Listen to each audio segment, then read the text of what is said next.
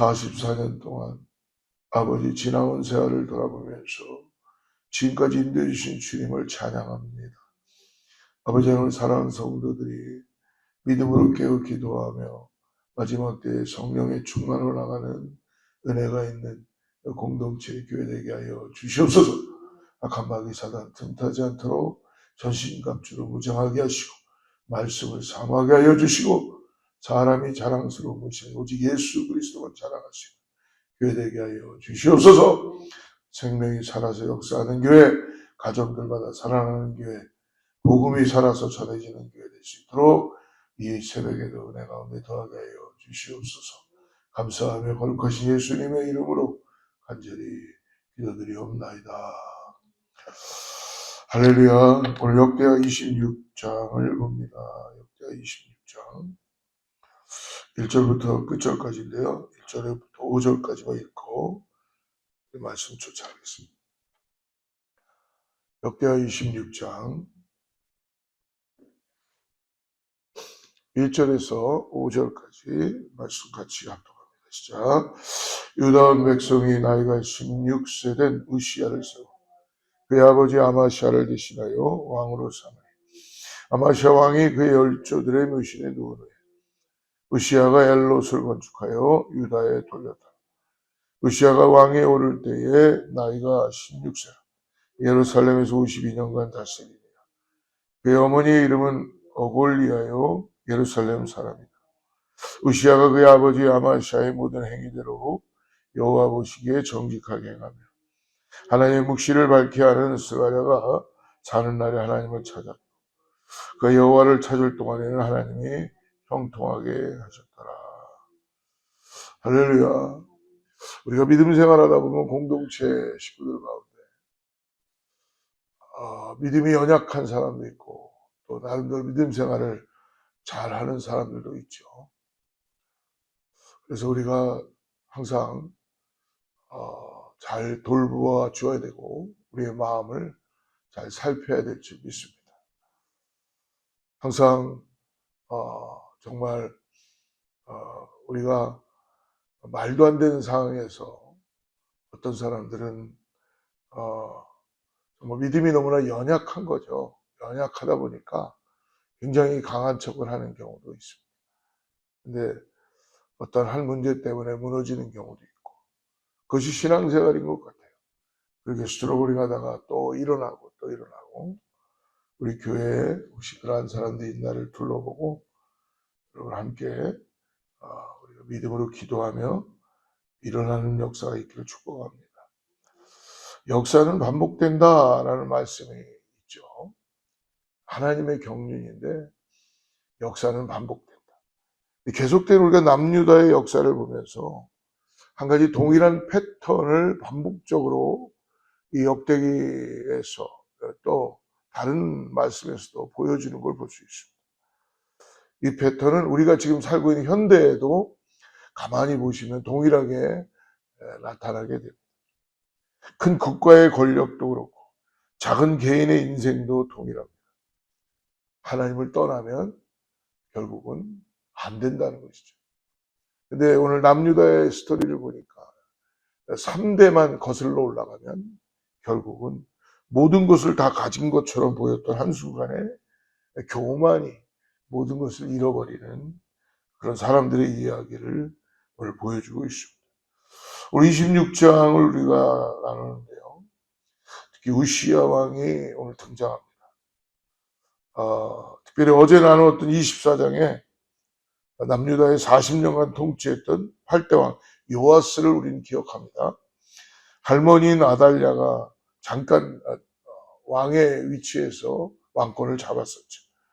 유다 집안의 왕족실을 말리려고 할 때에 그때 제사장 여호야다가 은혜로 요아스 왕을 구살생으로 살아서 7살의 왕이 되어서 여호야다가 사는 모든 날 동안에는 여호와 보시기에 정직히 행했다라고 합니다.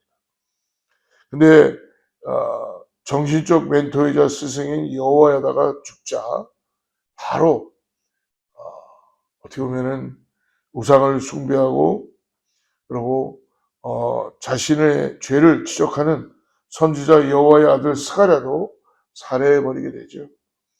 그 결과 하나님의 징계를 받아서 전쟁에서 패하고 심각한 부상을 입고 결국 신하들에게 살해당하고 말았습니다. 오늘 25장에 요아스의 뒤를 이은 남유다 제9대 왕 아마샤, 우리가 나누진 않았지만 아마샤도 역시 동일합니다. 29년간을 예루살렘에서 통치했으나 장수했어요. 근데 그도 역시 성경에 보니까 여호와 보시기에 정직히 행했다라고 했습니다. 그러나 온전한 마음으로 행치는 안 했다. 온전한. 하나님이 금지하신 연자제를 적용하지 않고 선지자의 말을 듣기로 했고, 그러나 에돔과의 전쟁에서 승리하는 우상을 가져와서 경배하고 그냥 다 우상 때문에 하나님을 떠남으로 인하여서 세상의 어떤 그 세속화되는 걸 바라보면서 그는 하나님의 전과 왕궁의 보물들을 결국 북이스라엘에 빼앗기게 되고 신하들에 의해서 라기스에서 역시 살해를 당하고 이런 패턴으로 가는 가운데 오늘 26장에서 아마샤의 아들 우시아가 남유다 제10대 왕으로 이제 등극합니다.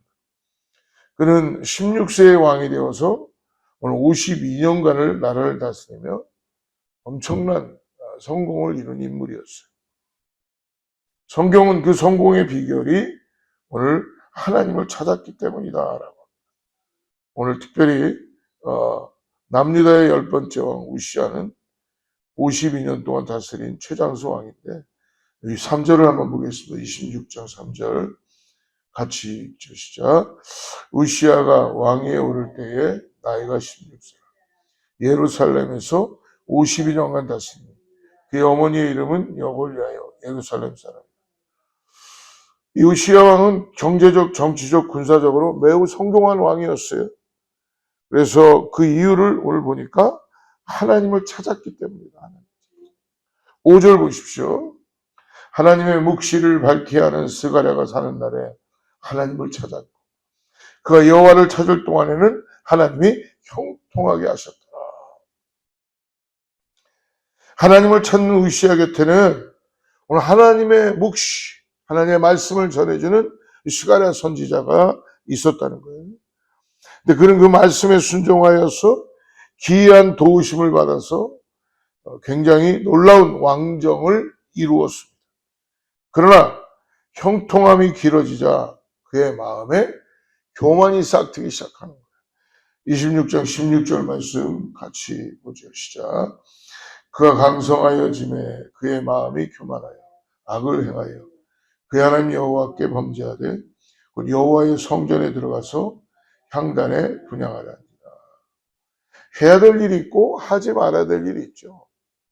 오늘 그런 제사장만이 감당해야 될 그런 성전 분향을 스스로 행하다가 하나님의 진노를 받아서 그의 몸에 나병이 들었고 남은 생애를 그는 사람들과 함께 하지 못하고 외롭게 혼자서 별궁에서 외롭게 보내야 했습니다. 오늘 17절 18절 같이 읽습니다. 자, 제사장 아사랴가 여호와의 용맹한 제사장 80명을 데리고 그의 뒤를 따라 들어갔어. 우시아 왕 곁에 서서 그에게 이르되 우시아여 여호와께 분향하는 일은 왕이 할 바가 아니요 오직 분향하기 위하여 구별함을 받은 아론의 자손 제사장들이 할 바니 성소에 나가소서 왕이 범죄하였으니 하나님 여호와께서 영광을 얻으리라. 경고하는 겁니다. 해야 될 일이 있고 하지 말아야 될 일이 있습니다. 이제 오늘 구별함을 받은 아론의 자손 제사장들이 하겠으니 성소에서 나가십시오. 왕이 하나님 앞에 범죄하였다. 19절 같이 어떻게 합니까? 같이 읽습니다. 시작. 우시아가 손으로 향로를 잡고 분향하려 하다가 화를 내니 그 제사장에게 화를 낼 때에 여호와의 전한 향단 곁 제사장들 앞에서 그의 이마에 나병이 생깁니다. 21절 말씀 갖고 읽습니다. 시작. 우시아 왕이 죽는 날까지 나병 환자가 되었고 나병 환자가 되매 여호와의 전에서 끊어져 별궁에 살았으므로 그의 아들 요담이 왕궁을 관리하며 백성을 다스렸다. 하나님의 경고가 있을 때에 순종하면 돼요. 그런데 오늘 19절 보니까 우시야가 손으로 향로를 잡고 분향하러 했다는 것이죠. 끝까지 자기의 고집과 자기의 뜻을 하나님보다 더 우선한 것입니다. 거기다 또 화까지 냈어요. 그 제사장에게 화를 낼 때에 여호와의 전한 향단곁 제사장을 앞에서 그의 이마에 나병이 생겼다는 걸 상징적으로 오늘 보여줍니다. 나병 환자가 됐으므로 왕이라도 같이 할 수가 없죠. 그 별궁에 따로 떨어져서 혼자 죽을 때까지 끊어져서 살게 되었습니다. 결국 그는 어떤 일이 벌어집니까? 왕궁의 묘실에도 왕의 묘실에도 장사되지 못합니다. 23절 같이 읽습니다. 시작. 우시야가 그의 조상들과 함께 누우매 그 나병 환자라 하여 왕들의 묘실에 접한 땅 곧 그의 조상들의 곁에 장사하니라. 그의 아들 요담이 대신하여 왕이 되니라. 사랑하는 여러분, 우시야의 생애를 통해서 형통함의 조건이 전심으로 하나됨을 찾는 삶임을 깨달았습니다. 또한 하나님과 소통하며 그분의 뜻을 전하는 스가랴 같은 믿음의 사람이 곁에 있을 때 하나님의 기이한 도우심을 경험하게 됨을 우리는 알 수 있습니다. 오늘 우시야 왕을 통하여서 형통함이 가져오는 성공의 순간에 교만이 얼마나 쉽게 찾아오는가를 우리들에게 오늘 보여주고 있습니다. 그러므로 하나님의 영역을 침범하는 교만은 하나님이 결코 용납하지 않으신다는 것이죠. 성경에서 말씀하시잖아요. 교만한 자는 하나님이 친히 대적하신다. 그러므로 참된 형통함은 세상에 부와 권력이 있지 않다는 것입니다. 오늘도 여러분 잊지 마십시오. 하나님을 온전히 따라가고 하나님을 의지하시기를 축복합니다. 세속화되는 만몬 사상에 빠지지 말고 하나님과 동행하며 그분의 하나님의 사람과 함께 살아가는 삶을 살아가시기를 축복합니다. 오늘도 기이한 형통함이 교만한 성공으로 변하지 않도록 오늘도 깨어서 기도하며 하나님의 음성에 귀 기울이시는 복된 하루가 되시기를 축복합니다. 기도하겠습니다. 사랑의 주님 감사합니다. 모든 것이 주님의 은혜였음을 믿고 교만했던 우리를 용서하여 주시옵소서. 십자가에서 가장 낮은 곳까지 내려오신 예수님의 사랑을 기억하고 나도 예수님처럼 겸손하게 하소서. 성령의 능력으로 우리들의 마음을 지켜주시고 겸손히 맡겨진 자리에서 충성하게 하시고 오직 주님의 영광만을 위해서 오늘도 드러나는 소금과 빛의 삶을 살게 하여 주시옵소서.